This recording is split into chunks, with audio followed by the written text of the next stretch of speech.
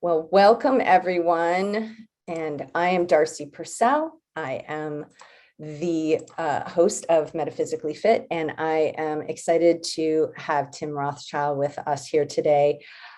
To talk about numerology specifically. And I realized, Tim, that I was introduced to you, I think it's now 8 years ago.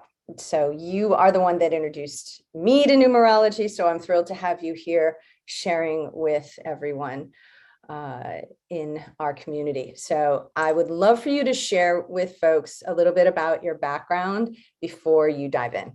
Sure.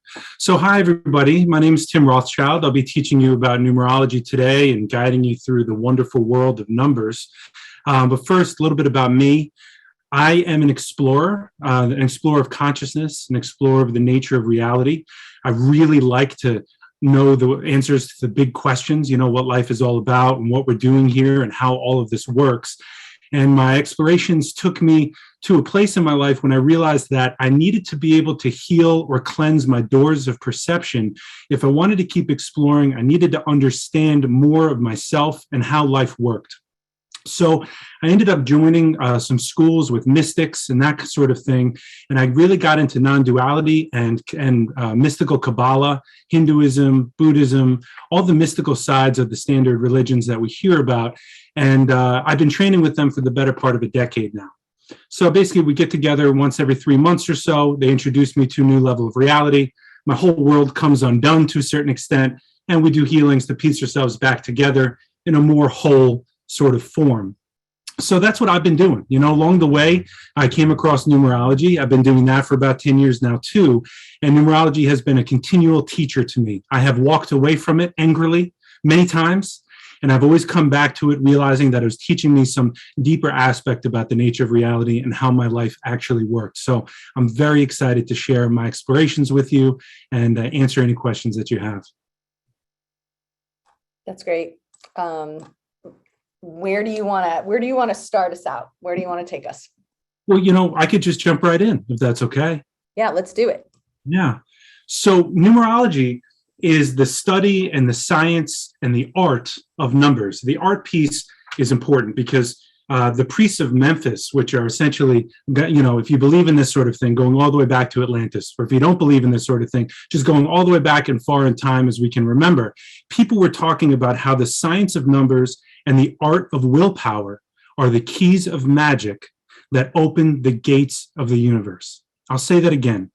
The science of numbers and the art of willpower are the keys of magic that open the gates to the universe. So what that means is, if you understand the nature of reality, numbers and letters, they're the same exact thing. And I'll teach you how to break that down. But numbers describe reality as it is. In other words, I could say the numbers are reality as it is. So in numerology, it says that we go through cycles. The number 1 all the way through the number 9. And we cycle through these rhythms or these cycles, going through these qualities of the 1 through 9. So for example, first in the creation process, first there was nothing.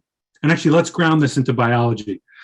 Let's call the nothingness the human egg.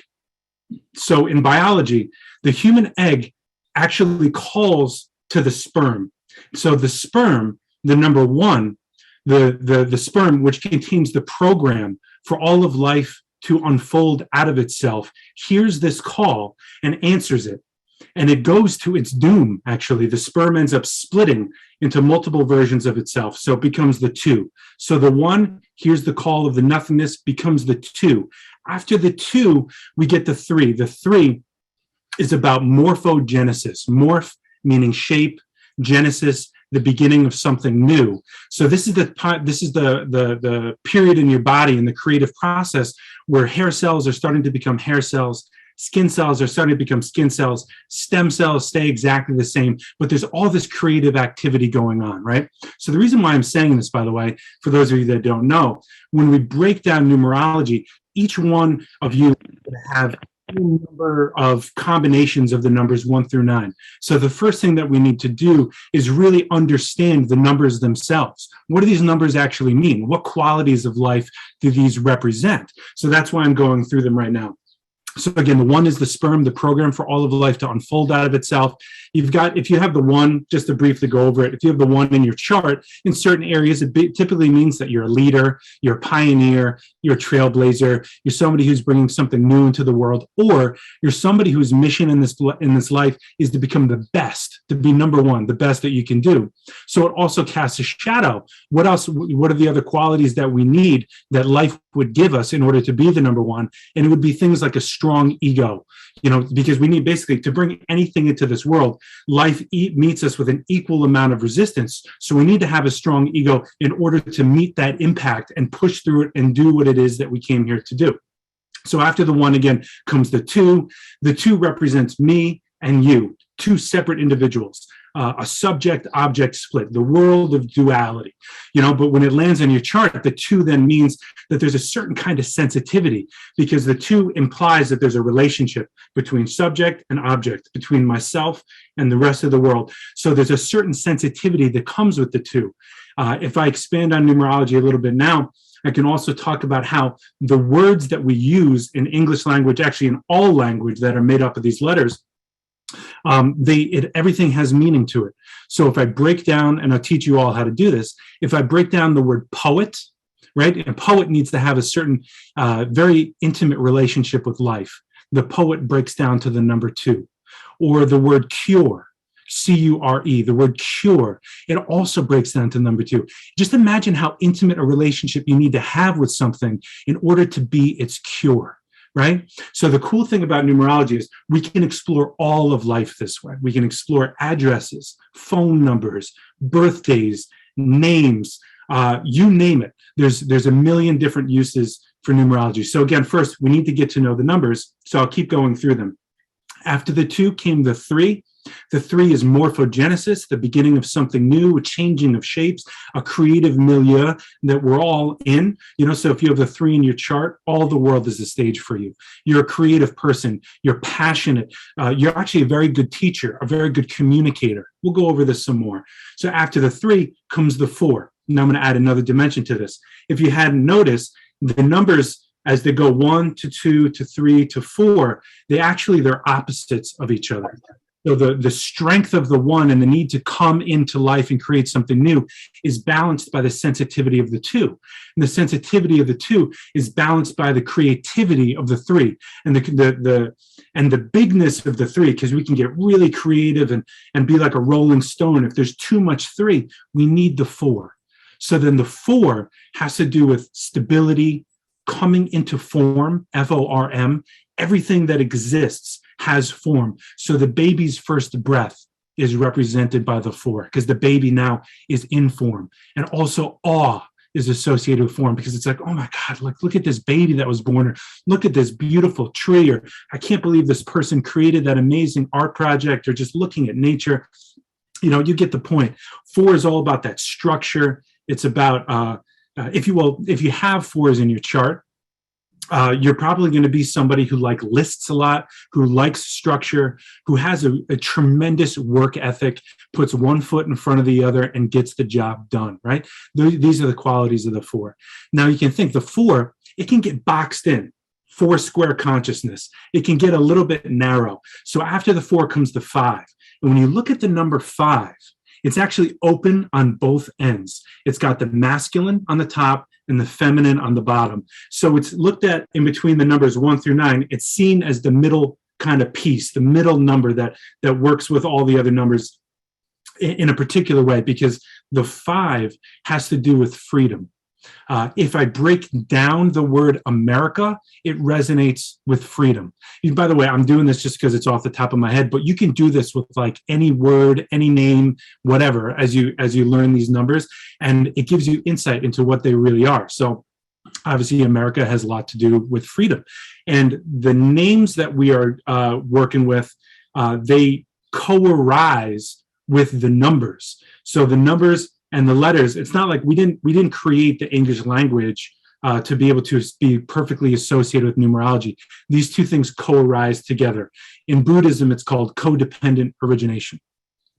So the 5 then has to do with freedom, and the kind of freedom that we're talking about here is freedom that's in relationship to what's actually here, freedom that's in relationship to reality as it is. So meaning, if I'm an alcoholic, I see a message, I'm 5, still lost with it. Don't worry, we're going to cover this a million times. We're going to, just like numerology spirals, we're going to spiral through these numbers a million times today. You'll get it.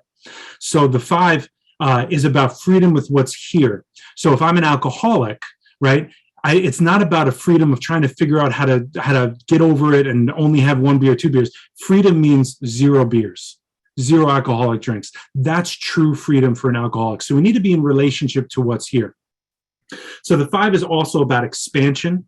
So if you're, one of the other things that we'll talk about today is your personal numbers, but we'll also talk about your impersonal numbers. In other words, the river that swims the fish. So if those of you that aren't aware of this, in the 1990s, there was a scientific study that was done. I think if you looked up the Tao of swimming, T-A-O of swimming, you'd find an article that talks about how fish's gills are actually designed to let the water swim them. So spiritual people like me have expanded upon that. We realize that life swims humans in a similar way. And so numerology not only gives us a chance to explore who we are and why we are, and we'll get into that, but it also lets us explore the water that's swimming the fish. So we go through these cycles of 1 through 9 years. What period of the cycle are you in? If you're in a 5-year, for example, you're going to be expanding upon everything that you've already been doing. It's like a tree that spreads its branches out. So it's rooted in the 4 and it's spreading its branches out. And so there's an expansion of self. There's a conquering of past problems. There's a victory with what's here, these kinds of things. And if you have a 5 in your chart, it basically means you love travel, you love adventure, you love seeking the truth. 5 is a truth-seeking vibration about going outward for the truth. So getting the right story, reading books, these kinds of things, but being in the mix of things. Also, it means that since you're good with people, you'd be a good sales rep, or you'd be good in civic services, these kinds of things. And right, so the 5 is an outward truth-seeking vibration, and the 2 is an inward-seeking vibration. So there's another opposite there as you go through.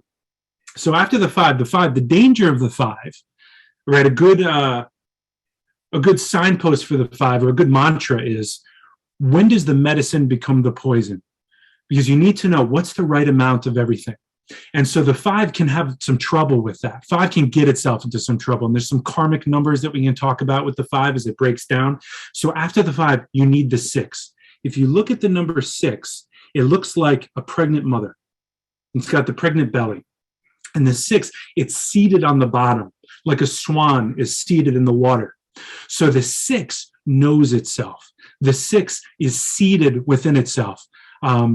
Pythagoras said about the 6, by the way, this is Pythagorean numerology, but I'm also involved in Kabbalistic numerology and other forms, the I Ching. These are all different variations of what we're exploring here. So if I teach you the spirit of this, you'll get the spirit of everything else. So Pythagoras said about the 6, he said, do I rest or do I move? Only the 6 can answer this question. So if you're in a 6 year, it's all about taking care of the family, taking care of the home, taking care of yourself, figuring out what you need, harmonizing, feng shuiing the environment, feng shuiing yourself, your friendships, and your life, these kinds of things. And if you have a 6 as a personal number vibration, it has a lot to do with like healership, actually. Psychologists, psychiatrists, doctors, healers of all forms fall under the 6. Now, that doesn't mean that healers can't fall into all the other forms as well. Like 3 is also a very healing vibration. 9 is a very healing vibration, and all the other ones as well, because I'm a healer, but my life path is an 8. My destiny is a 6. So we'll talk about how these different numbers interact with each other, but 8 typically isn't a healer's vibration. But yet here I am doing this, and it's been my career for the last 10 years, and I really enjoy it. So the numbers, when you get to know the numbers, we just need to kind of understand what are the qualities that each number actually represents. What does it say about life? What does it say about me? And then where does it land in my chart? And how can I explore that further? So again, all stuff that we're going to go over. I'm just kind of warming up here. So after the 6 comes the 7. The 7 is the first end of a cycle, right? In the 7th day, God rested. Everybody's heard that. I like to think on the 7th day, God partook in all of creation. So yes, he rested, but there's also this, it's like the Rumi poem, The Guest House. It's like give me a taste of this. Let me try a little bit of that. Being a good guest. So the consciousness of the 7 is very philosophical. It's very scientific. It's actually very explorative. It's an internal number. It's about going in and asking the big questions about life and understanding life. And in terms of cycles, it's not a full cycle. Like if a baby is born in 7 months, it's premature. We need to go to 8 or 9 months in order for it to be an effective delivery. But it can still it can still work out. So there is an ending of the cycle there.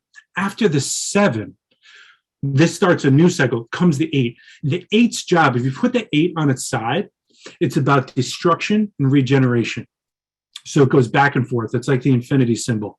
So these are the natural cycles of life. So all the other numbers also go through these cycles, but the 8 really feels it in their life. The 8 is also, the good thing about numerology is it's talking about life itself. So life, it gives us who we are and what we are and how to do things. And it also gives us the qualities that we need to accomplish our life's mission as stated in whatever number we have in that given position. So said in another way, life gives us what we need to accomplish our mission. So once you know the numbers, then you get a taste of kind of how you want to accomplish your task. For example, 2s, 4s, and 8s can be seen as business numbers. But if I'm a lawyer, let's say I'm a lawyer. If I'm a 2 lawyer, I might be more involved in marriage counseling or, marital affairs, trying to figure out, okay, let's find the best thing for each person because there's a certain kind of diplomacy that's present, a sensitivity and a diplomacy. The 4 might be more interested in accounting and number and just getting in really nitty gritty into the numbers and that sort of thing. The 8 would be more like a corporate lawyer. The 8 wants to move big things and move things around in a big way.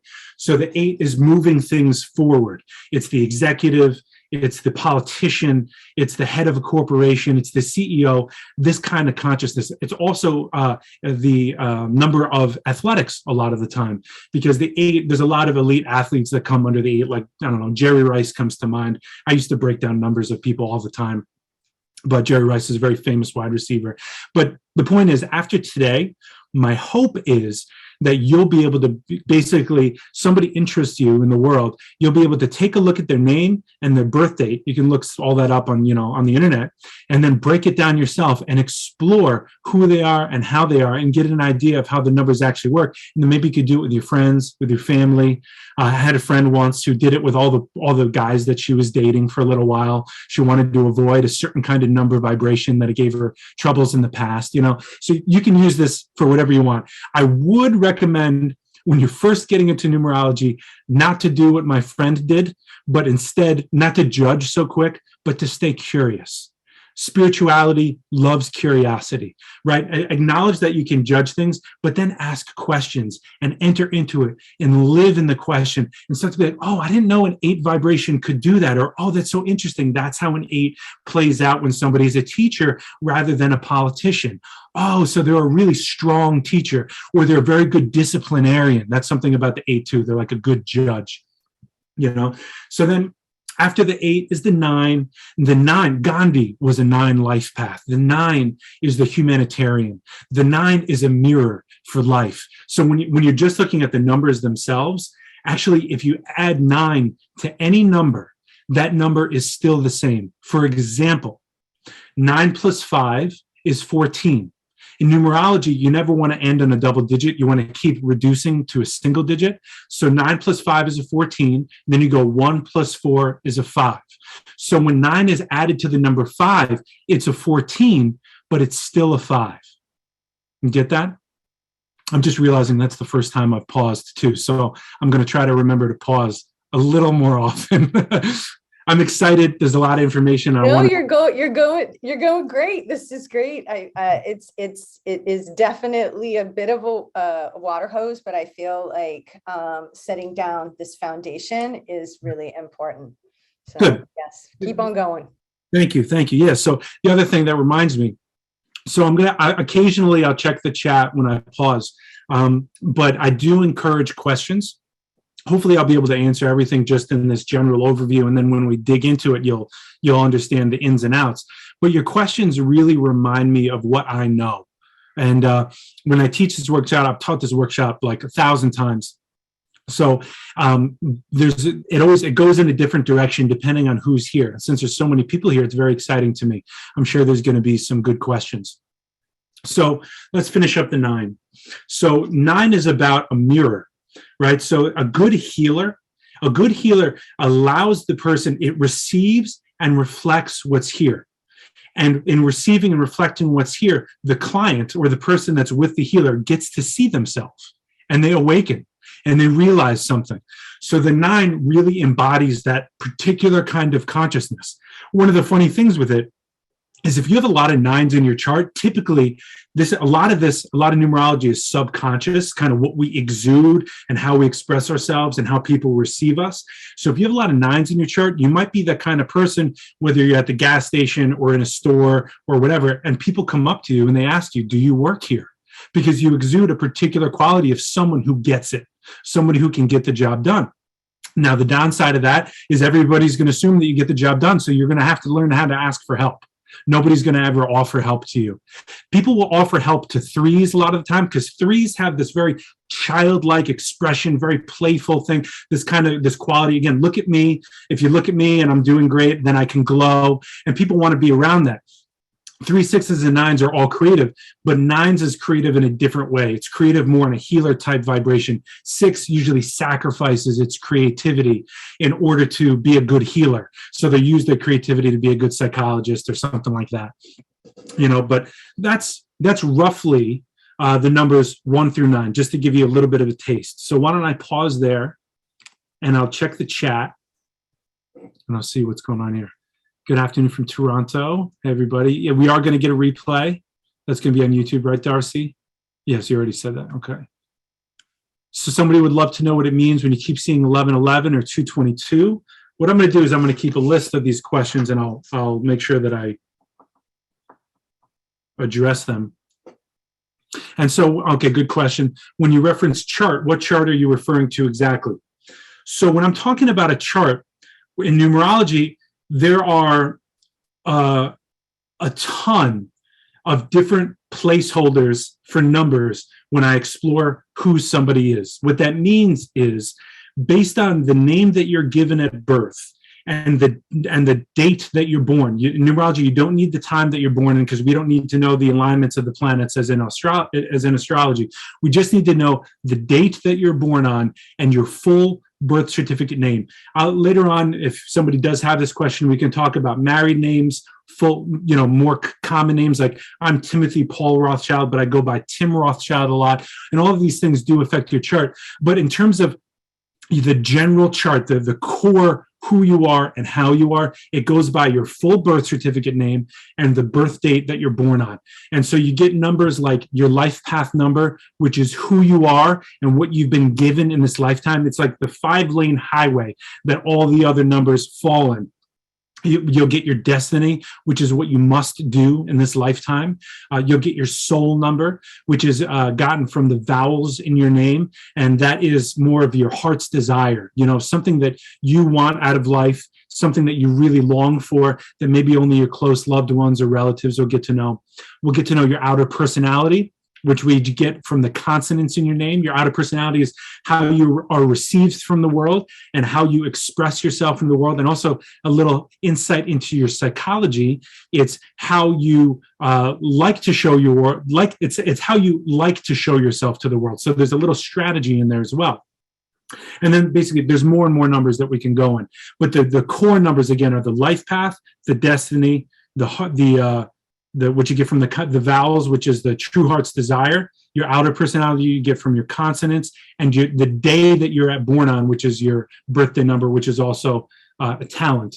So if your name changes, it really depends how often you use that name. For example, I sign my name Timothy Rothschild in emails because it resonates at a particular number vibration that I know will be received on a business level different than Tim Rothschild. So again, how the river swims the fish, or how the subconscious mind is working, I'm conscious of it. The person receiving the email probably doesn't do numerology, so they haven't broken down the name. So when they receive it, they know I mean business. So we can use name changes in sort of a magical way, but really what it comes down to overall, if you've used the name for 10, 20, 30 years, it is going to impact you. But ultimately, and for the course of today, we're going to look at the birth certificate name because that's what makes the most impact. Darcy, did I answer that question? Yeah. Yeah, you did. It's just, I have one question about, so our destiny is based on what our parents called us, what our parents decided we should be named. Do you ever go into that piece? Because that feels like a big driver. If I were a parent when I was pregnant, like, I didn't think about this, and I don't know how that decision is made, or yeah, if you have anything on that. It's a great question. I'm expecting a child in a few months, in November. So we haven't landed on a name yet, but we look like crazy people in our downstairs with all of the different names numerologically broken down as to what they're going to look like. So I'm exploring it, and I have to be honest, the more I explore it, the more I'm trusting the intuition of the actual name, rather than trying to scientifically break it down. But that may be a reaction to my level of overwhelm, to be honest, because it's a lot. So what I would say is, if you're going to choose a name, go first intuitively, pick the names that you want to explore. And then I'll teach you today how to break down the names. You'll get the numbers. You get the numbers that you need, and then we're going to take a look. Mainly what you want to look for is numbers that get in each other's ways. So like if you have a 6 and a 7 in the same chart, 6 and 7, they're opposites of each other. They can push and pull you in a certain way. But 1s and 7s, even though they're opposites, they go well together in that 1 is like the arrow and the 7 is like pulling back the bow to get the wide view of life. So they work well together because you get to shoot the arrow after you get the wide view. So we want to be able to explore the different numbers and how they play out. Does that make sense? Okay. So I answered the chart question. How or where do the different systems of numerology overlap, and where do they differ? It's a fantastic question.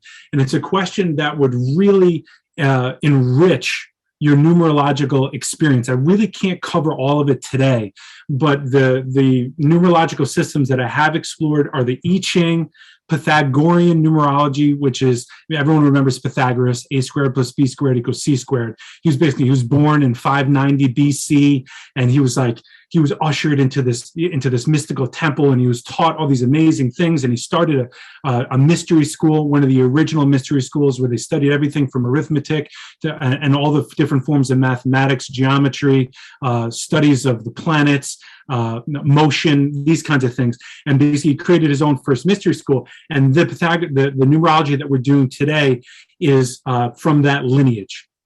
And then I've also explored Kabbalistic numerology, which you could talk about as gematria, or this new thing that's been explored. There's no books that have been written on this yet, but let me see if I can do this right for the first time. I'm going to try and share my screen here. You tell me if you see this. Tell me what you see. You see the tree of life, Darcy? Yeah, we're all good. We see it. Okay. So this tree here, since I can't see it, let me get a... So this tree here has all of basically, let me tell you about the tree of life is the geometric pattern that you see before you, okay? This is called the Kabbalistic tree of life. When we break this down, all creation comes from this alignment of circles. The circles in Kabbalah are called sphirot, but I can simply say they're qualities of life. So this tree represents the 10 qualities that create and ever create life, all the qualities that we're going to encounter throughout life. So if I go through it, Keter at the top is 0.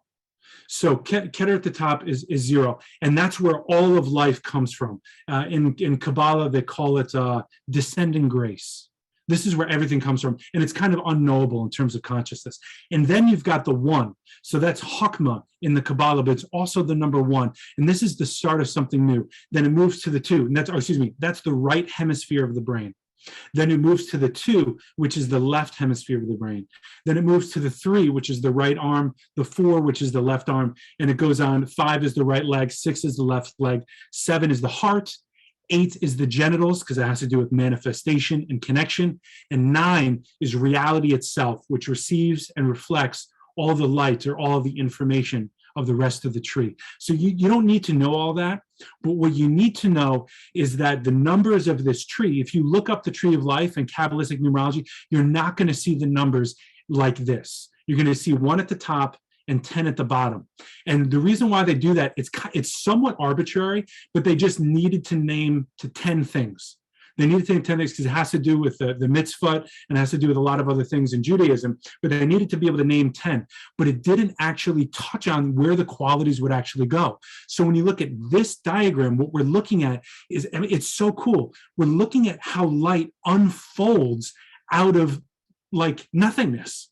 Where does life come from? Where do these thoughts come from, right? And this is actually how it unfolds, and we can track it. And there's an infinite amount of combinations and an infinite amount of ways to return to wholeness and to awaken. So this is just a really cool diagram that you could spend a lifetime, and I have spent my lifetime exploring it and learning how to use it. So the reason why it's here today is I just want you to know that this exists. Books are being written on it now, and it's been confirmed by a guy named Daniel Matt, who basically translated the Zohar to English, which is the original mystical Kabbalah book. So he's the real deal. We checked with him. So one of my friends is writing these books right now. And this is kind of what we do in the mystery schools and in the mystical schools. We play together and we try to understand how life works, and we get better and better diagrams. But if you just Google searched Tree of Life, Washington, D.C., you'll see that our nation's capital is literally built on this tree of life. So all of the roads and all of the major buildings correspond to this diagram. And if you open it up more, it goes into the circle of life, the fruit of life, all these other amazing, it's called ancient sacred geometry, right? So we're talking about sacred geometry here, but we're talking about it in the terms of the numbers 1 through 9. So, because again, these numbers are everywhere and they're in everything. So my hope for today is to not just be a fire hose the whole time, but to give you all of the information that you need to know to say, holy crap, I didn't realize numerology was so not complicated, but so prevalent, so important. It's moving everything that we do, and the majority of the time it's unconscious, it's subconscious. But the people that build this nation and the people that build a lot of the sacred sites, they understand that the river swims the fish. So if you build these monuments and these different buildings and the roads in alignment with these sacred patterns, it actually makes a difference. So I digress a little bit, but I thought that was important to come up. But I did forget what the original point of it was. Okay, how or where do the different systems of numerology overlap, right? So that's one of the ways that they overlap. So Pythagorean numerology, Kabbalistic numerology, gematria. Gematria can only be used with the Hebrew language. That's actually the real deal. Like if you ever wanted to understand the nature of reality, get involved in mystical Judaism, because they have this really concrete way of breaking things down. And so you can read things forwards, backwards, inside and out, and you can start to explore all these different things. The Pythagorean equivalent or the Pythagorean analog to this would be to break down different words. And when you find that they have similar vibrations, to kind of take a step back and go, what does that mean? For example, if I break down the word art, A-R-T. If I break down the word, actually, I'm going to write this down so you can see it. If I break down the word art or the word baby, I'm going to teach you all how to do this. But art, A-R-T, the A is a 1, the R is a 9, and the T is a 2 in numerology. And so when I break down baby as well, B is a 2, A is 1, B is a 2, Y is a 7. So in numerology, if I break this down, the way that you do it is I'll add up, in art, I'll add up 1 plus 9 plus 2. 1 plus 9 plus 2 equals 12. Do you see the 12 there? Then with the 12, I add 1 and 2, and that equals a 3. So art is a 12, and then it's a 3. That's the way it breaks down. Baby is the same way. So when I'm communicating, talking about art, when I say the word art, when I'm saying the word baby, I'm literally unfolding light. I'm saying baby is the sperm splitting and something new that's being created. Art, the idea being put to play, and then the creation being expressed.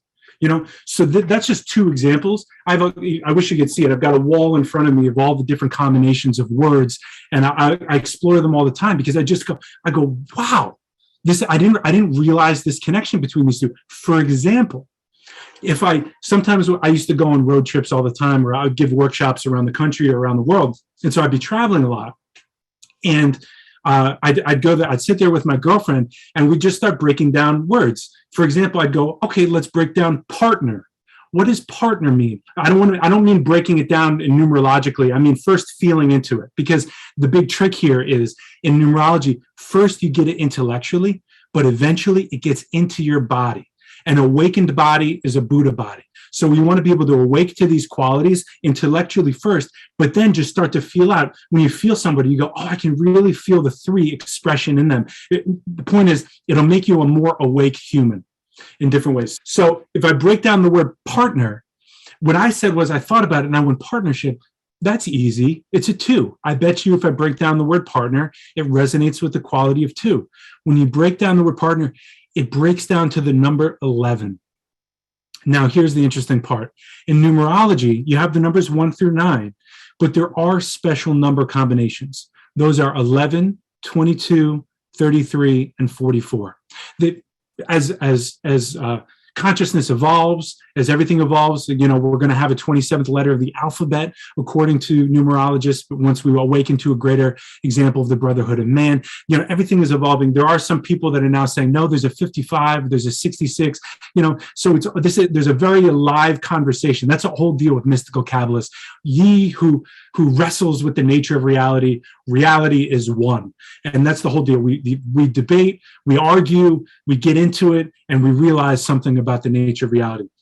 So when you break down the word partner, it breaks down to 11. Now 11 is 2 ones. So a partnership has to do with 2 ones being fully themselves in relationship with one another. Does that make sense? Or it's like, how cool is that? I didn't really. So anyway, the point is explore. Once you're done with today, explore everything. And by the way, the 11, 1 plus 1, it does relax into a 2. So I was right with my guess, but it was important to get that master number 11 to really understand the depth of what's being communicated subconsciously when I say the word partner. Okay. I love the questions. Thank you so much for the questions. I was so nervous that I wasn't going to remember everything that I needed to say, and the questions are getting me there. When you talk of number combos that keep showing up, would you include 911, please? Okay. Well, here's the interesting piece. 911 includes 9, which is receiving and reflecting what's here, and then the master number 11, right? So there's something that's being called out. There's something that's like, it's like the word no resonates at 11. The word spirit resonates with 1, light resonates with 2, but the 11 contains both of those. So in short, when you say something like no, it's like undeniable. By the way, when I change my name and my email address, it's an 11 because it's undeniable. So anyway, favorite books to learn more about numerology. This is, what I'd recommend is this book right here, Juno Jordan's Numerology, The Romance in Your Name. And this book is a great textbook. It gives you most of what you need to know just to get started. It's a pretty big endeavor if you want to explore. One of the smartest and most creative books that I've found is this book, Numerology and the Divine Triangle. It's by Faith Javane and Dusty Bunker. I love this book because it's got 78, and on the back of the book, it's got 78. By the way, tarot and numerology are a perfect wedding. So in tarot, there's 78 different numbers, basically 78 different cards. And so that represents a particular aspect of consciousness, all the different aspects of consciousness or weather patterns, if I can call them that we might encounter in our lifetime. So this book right here has, in numerology, has up to the number 78. It has your personal number vibrations. Basically, all right, if I've got this number as in a place in my chart, what does that mean? Your impersonal number vibrations, which is, again, the river that swims the fish. So if I'm in a 5 year, what can I expect to happen this year? And it also gives you the astrological correspondence and the tarot correspondence. Because if you're an explorer of reality and you want to know yourself, it's good to have multiple schools of thought so that you can get a larger picture of what's here. So that's why I love this book. But be careful. This book breaks down names and numbers differently than how I would break them down. And so you come to the ultimate final number, but you're going to miss certain master numbers and interior numbers that may change the way you look at yourself. So I actually disagree with the way they break down numbers in this book, but it's a huge asset for the 78 numbers in the back. And then I got one more. This is a 2-part volume that I would recommend, The Complete Guide to Numerology by Matthew Goodwin. And this is a good book because it basically talks about, all right, well, this is great if it's in English, but what if it's in Spanish? And what if it's in this other language or whatever? And so it helps you break down, it helps you fill in a lot of the blanks that the other 2 books couldn't. Okay. What does it mean that I usually see my birth date often in different situations, like phone numbers or adding amounts to the total? You know, basically when numbers follow you around, it has a lot. There's some, you know, I bought a Nissan Altima at one point in my life. After I bought that Altima, I saw all these other Altimas on the road. It was magic. And suddenly I could see, for some reason, I was seeing the same car everywhere. So there is something about that, about like priming your consciousness and saying, okay, now that I bought this car, I see this other car on the road. I didn't realize everybody had this car. I'm sure you've all had an experience like that. So excluding that, there's something about when you see a number or a combination of numbers and meaning spontaneously breaks out in your life and it means something to you. It has to be spontaneous for it to make a difference like that. I can't be driving my car and reading license plates and sort of making meaning from it and forcing things or like having a thought and then forcing a license plate to teach me something. It's more about if I have a thought and then I see a number and oh my gosh, it's that's the moment that's most important. Okay. In regards to the relationship to the sides of the brain, you're saying this representation relates to the body as if 1 is on your right side, 2 is on the left, and so on. So the answer is yes and no, because there's 2 aspects of reality that we need to keep in mind. There's the linear unfolding of life, meaning time exists. So as light unfolds through the body, it does have a particular organization to it. But then there's also the holographic expression of life, which basically says that everything is happening right here and right now. So there's a combination of the 2 that are always happening. So, my left side, even though the right is usually associated with one consciousness can exist on the left side as well. And actually, if we look at that tree representation, the cool thing about it, the tree of life, the cool thing about it is it shows you how an infinite amount of energy can exist in a finite amount of space, because inside each one of the circles of the tree is a whole nother tree. And each of the circles of that tree is a whole nother tree. So there's a lot of diagrams that show this if you look it up online. I just didn't show it to you, but it goes on forever. And it kind of explains why in psychology, we're at our most creative when we actually have limitations. There's something about us working with life in that way, exploring our finitude, exploring our finiteness. I don't know which the right word is, but doing that expresses creativity. Hey, Tim, I'm keeping track of the time and I want to make sure we have time to dive into having people calculate out their life path numbers and so forth, because we're going to just get question upon question. Can we dive into that now?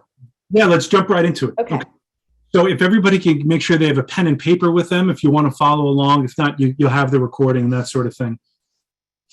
So the way you break down your birth date, so the day that you were born, there's a soul song that's played. There's actually a vibration that goes out. And that the birth date tells me your life path, which is the most important number in your chart. It tells me who you are and what you've been given in this lifetime, okay? So what I'm going to do is I'm going to give you the breakdown of all the different number positions, and then I'm going to express, and then I'm going to tell you how to do it. So the life path, again, the way we do this is we want to break down, let me share my screen here. Break down the life path. Let me know if you can see this. So this has somebody's birthday on it. This is just an example. December 18th, 1950. So breaking down the numbers in the name goes like this. First, you want to break down the month separately, all by itself. So if you're born in January, you just write the number 1, super easy. If you're born in December, you write the number 3, because 1 + 2 = 3. And in numerology, we always want to reduce to a single digit, okay? And then if you're born on the 18th, like in the example, it's a 9. If you're born on the 11th, it's a 2. But since it's a master number, keep it at an 11. So if you're born in November, keep it at an 11. Okay? That's the only change. You want to reduce everything to a single digit unless it's a master number, and then you just keep it the same. And then 1950 is the example given here. You just add 1 + 9 + 5 + 0. I was born in 1985. I had 1 + 9 + 8 + 5. And then you keep reducing to a single digit.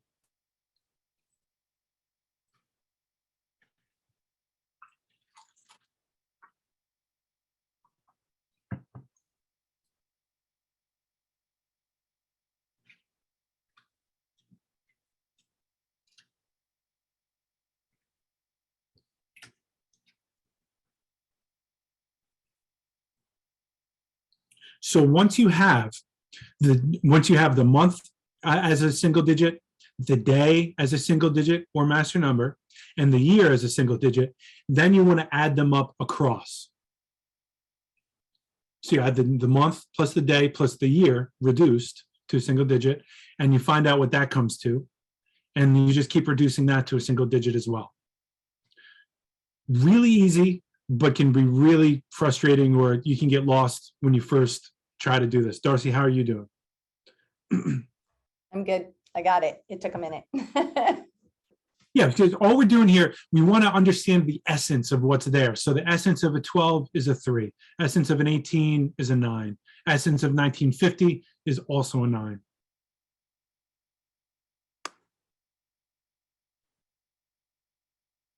Okay, so once you have that, once you've added them all across and you get the final digit, this number taken from the day, month, and year of your birth, this is your life path number. This is the number that you have, which you've been given with in your lifetime. It's the most important number in your chart. So each and every one of you should have a number 1 through 9, or 11, or 22, or 33, or 44. Hey, Tim, one quick question. Lisa has a 22 as the date of birth. Does she take that down to 4, or does that stay at 22? The day or the date? The date, that date. Yeah, December 18th, it's like December 22nd. Okay, so the I would just say the day that she was born. The day, yes, sorry. Yeah, the day that she was born, if it's a 22, stays as a 22. Thank you. You know, this is sort of getting a little bit more, I can't help myself. If this was like a Numerology 101 workshop, I might not address this initially, but because I know this is going to be reviewed, it's important that it's out there, the right ways to break it down. So, any other questions about it? Yeah, I have a quick question. Sure. So I'm a November, which is an 11, but ultimately, if I break everything down, it becomes 1111, which is then a 4, right?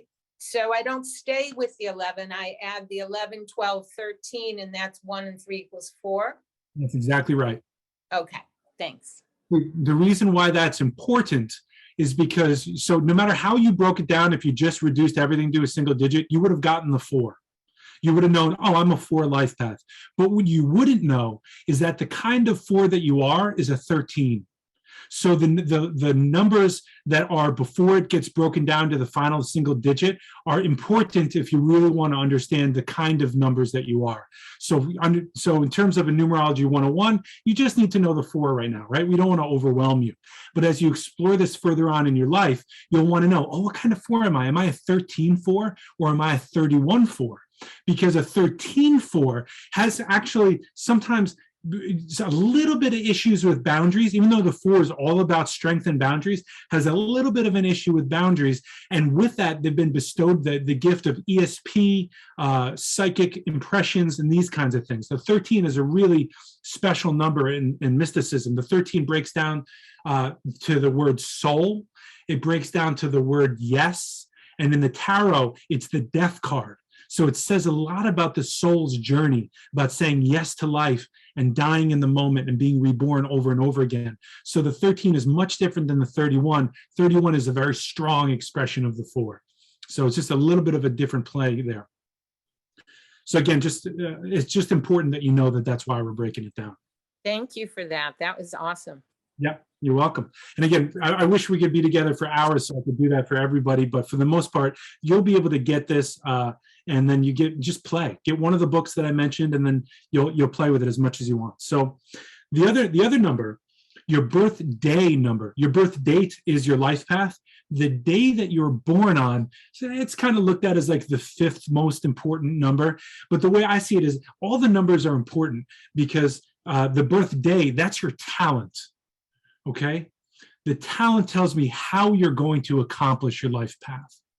So for me, my life path is an 8. So that means I'm supposed to be involved in business or sports or something like that, whatever. I've been involved in sports my whole life, and I've been running businesses for the last 10 years.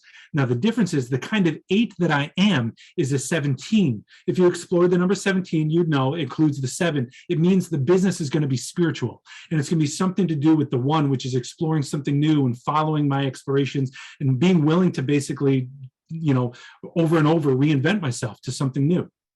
So that's the kind of 8 that I am. I'm born on a 3-day, September 3rd. So the way that I accomplish my business is by expressing the number 3, teaching, being on stage. I do a lot of radio, and the 3 is also healer vibration. I have a full-time healing practice. I see clients every day. So just to give you a taste of that. So 8 is my life path. 3 is my birthday. That's how I accomplish it. So if there was like I don't, to be honest, I don't know how it would look like if it was a 5 or if it was a 1, but I could play with that. So, and does anybody have any questions about that one? It's very easy. I do, yes. How do you know what kind of 8 you are, or how did you find out what kind of 4 she was? Was it 13? Did I miss that, or? Yeah, you might have, it happens fast. You might have missed it. But basically, the 2 numbers that are there before it reduces to a single digit, those are the numbers that we're talking about. Okay. So if you're a 6 and you've got a 51, before you break it down to a 6, you're a 51-6. The kind of 6 that is a 51. Does that make sense? Yeah, so I have an 11 also. I'm born on 9/11. So does that mean that it's I keep that 11 there? So it'd be 3 numbers then? I'm sorry, say that one more time. I was born on 9/11. So I have an 11 as my birthday. My birthday is 11. So do I have 3 numbers instead of 2 numbers? No, you have, with the 11, keep it as basically it's a master number 11. I'm glad you asked. So your talent has to do with the master number 11. So there's something very illuminating about you. There's something either writing or speaking or those kinds of things would be important for you to explore, because there's a lot of light that can come through you. So with the difference is with the master number 11, when you're not, in your power to say, when you're not at your best self, you're going to relax into the 2. Just like a 22 master number will relax into the 4. Right, so you kind of go back and forth between the 2 qualities. So you'll need to explore both of them to understand who you are. Does that make sense? That's very helpful. Thank you. Great. I know we're getting close to the top of the hour, though. I know I knew this would go a little bit longer, but I am going to put in the chat for everyone how to get in touch with you to work one-on-one, because you can take people one-on-one to work through their numbers as well as many other things. So I'm going to put your page with all the options up now for everyone. Thank you so much, Darcy. I appreciate that. Yeah, I'd love to work with anybody that listens to this and explore the numbers. It gives me a chance to do what I love, and I'll share that with you. Listen, we're not going to have the time to go through the whole name, but I'm going to teach you how to do it, and it'll be on the recording for you. But basically, the reason why we're not going to have time is because we need to take the time to basically write out our full birth certificate name and then write the numbers that are associated with it. So I did this with my name here. My name is Timothy Paul Rothschild, okay? And you see the numbers on top of each one of the letters. All I did was I associated each one of the letters to the number. And here, let me share my screen so you can see this. You know, the number 1 is associated with AJS, the number 2 is associated with BKT, and so on. And so what you want to do is label your full birth certificate name with each one of the numbers. And then on top of the vowels, you just want to put a little V, just so you know it's a vowel. And since we don't have the time, I want to make sure that I go through this with you. So as you break down the name, it works the same way that we did with the birth date. So the first name is like the month that you're born on, the middle name is like the day that you're born on, and your last name is the year that you're born on. The reason why I say it like that is because you want to break down the first name completely down to a single digit, and then you want to break down the middle name to a single digit, and the last name to a single digit, so that you can add them across just like we did for the full birth date. Does that make sense? So then when you further figure this out, basically, since numerology works with the way reality works and the way reality unfolds, so if I'm going to say, if I say my name to somebody, they're going to hear the consonants first. Ka, ta, da, fa. It's louder. It's received first. So the consonants in the name, if you break down just the consonants in the first name, just the consonants in the middle name, and just the consonants in the last name, then you'll get your outer personality number. And your outer personality is how you express yourself to the world, how people receive you, and a little peek into your psychology as to what you are, who you are. So it asks for a greater understanding through the rest of your life as well. Sort of, how do I want to work with my personality? Who am I, and what is my personality? And then the vowels. I'm going to share something here. Everybody see this? Yeah, we can see it. So John Henry Jones is the example that they use, but you can see underneath each letter, they put a number, and then they reduced it to a single digit. So this is what it looks like.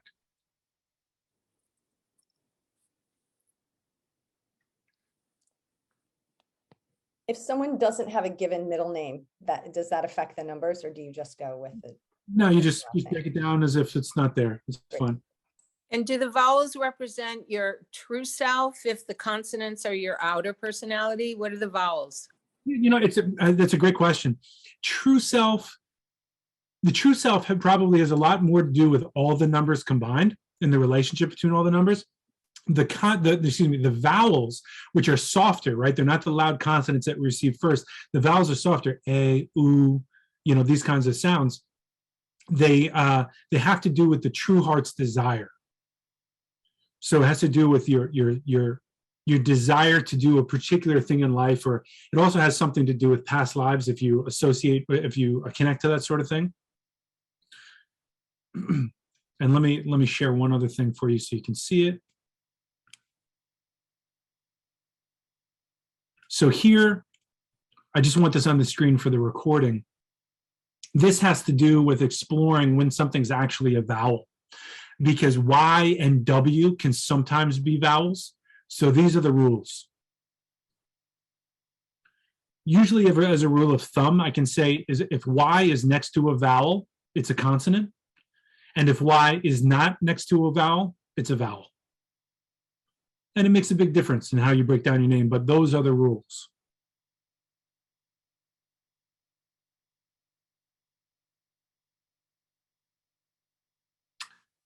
And then if you add up, right, so we did consonants, which is your outer personality, vowels, which is your soul or your heart's desire. When you add them all up, just like we did with the birth date, when you add them all up, it gives you the life path. With the name, when you add them all up, it gives you your destiny. This is the second or first most important number in your chart, depending on what numerologist you ask. I think it's your second, but I also don't think, I look at it holographically because, again, it just matters which position is active at a particular time in your life and how they react to each other and how they're in relationship to one another. So the destiny tells me what you must do in this lifetime. What you must do. What you must be or do, actually. And You'll want to look at the relationship between that and your life path. If it's the same number, that's great because it's a lot easier to accomplish your destiny.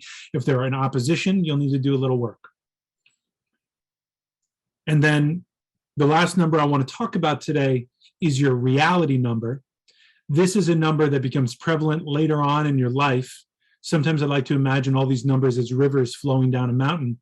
And then there's this other river going through the inside of the mountain that meets with the overall river of your life. And that is your reality number. Some people call it the maturity number. But the reality number is the ultimate goal of all of your life's experiences. The ultimate goal.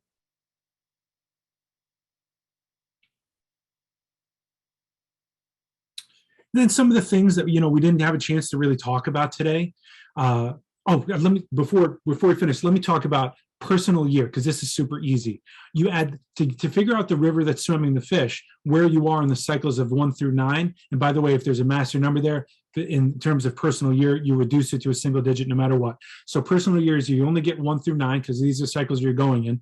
You figure it out one time, you'll know what it is for the rest of your life, because each year it just adds 1. After a 9 year, it just returns to a 1 year, right? So if you're in a 9 year, wrap up everything that you need to wrap up, get it done, because you want to make space for whatever next year is, which is the start of something new or becoming the best at what you're doing. So in order to get your personal year, you add the day that you're born, the month that you're born, to the current year. So I'm September 3rd, 1985. All I do is replace the 1985 with 2022. I just saw a message. How do you get your reality number? Oh yeah, did I not say that? You get your reality number by adding your life path to your destiny. And you want to add the single digits of these. The double digits behind it that I taught you about, that's just for your own knowledge, but it doesn't really help with breaking things down later on down the road. You want to work with single digits. So the destiny and the life path together, that gives you your reality number. Thank you so much for that question.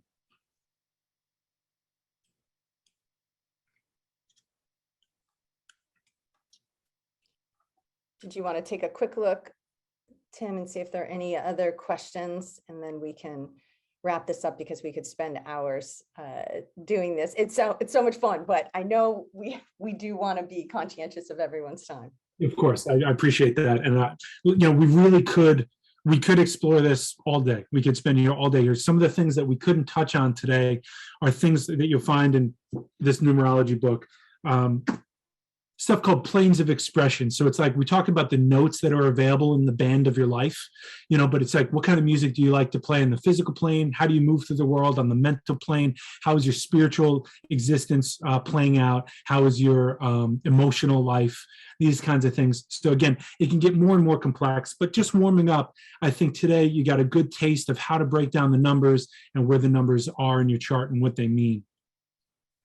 So one of the questions I hear, will your destiny still remain even if you change your name? The answer is yes, because it has to do with your full birth certificate name. When you change your name down the road, it does complexify who you are, but you can't escape the name that you begin with, that you were given at birth. I heard Dan Millman is a good author. I've never explored his stuff personally.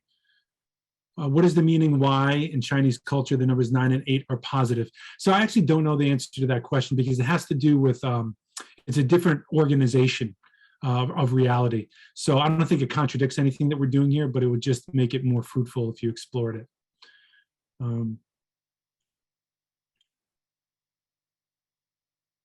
Is our birth name our true essence always, and we use even with name change? Sorry, I answered that. Does anybody have a question that if they have a hand up or anything like that? Pat, do you have a question?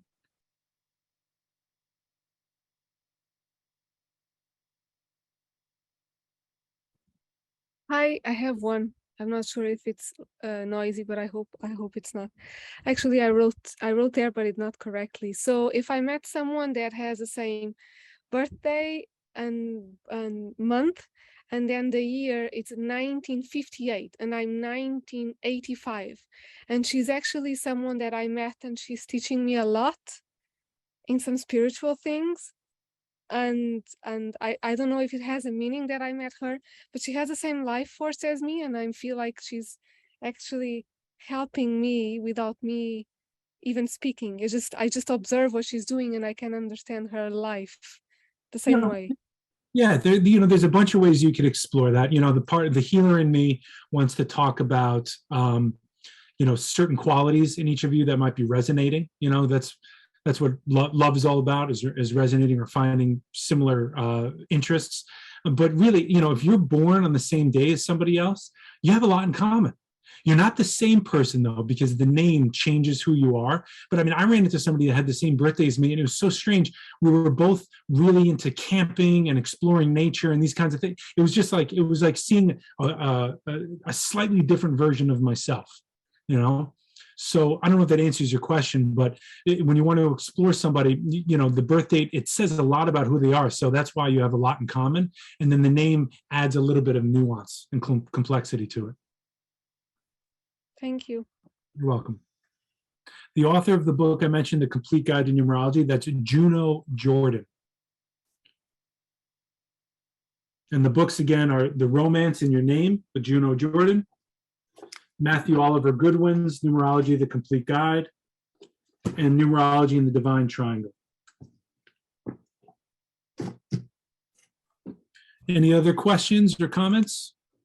I think the adoption question at the end is interesting. And then I think maybe we should wrap it up for today. Okay. So what if your last name is an adoptive name and it got passed to the males, but it is from adoption? I'm not sure what got passed to the males means, but in terms of the adoption question, it's the same answer as, changing a name. I just did a reading on somebody who had an adopted name very shortly after birth, but I used their birth certificate name and the reading was spooky accurate. I didn't know the person at all, but I went with the birth certificate name because I know that's what works. And it was like, whoa. And if I went with their full, the name that they're using now, it was similar, but it didn't have that spooky magical feeling that happens when you really nail something. All right, well, we are going to have to wrap it up. Tim, this has been fantastic. I know we're going to be doing this again. I'm thrilled and honored that you are providing this to the community. And again, folks, I can't suggest highly enough, get on his mailing list, schedule a one-on-one. It is layered and deep, and Tim is a fantastic healer. So I think that's it for today. Thank you, everyone. Thank you, Tim, for joining us. Yeah. Mwah. Love you all. Thank you, Darcy.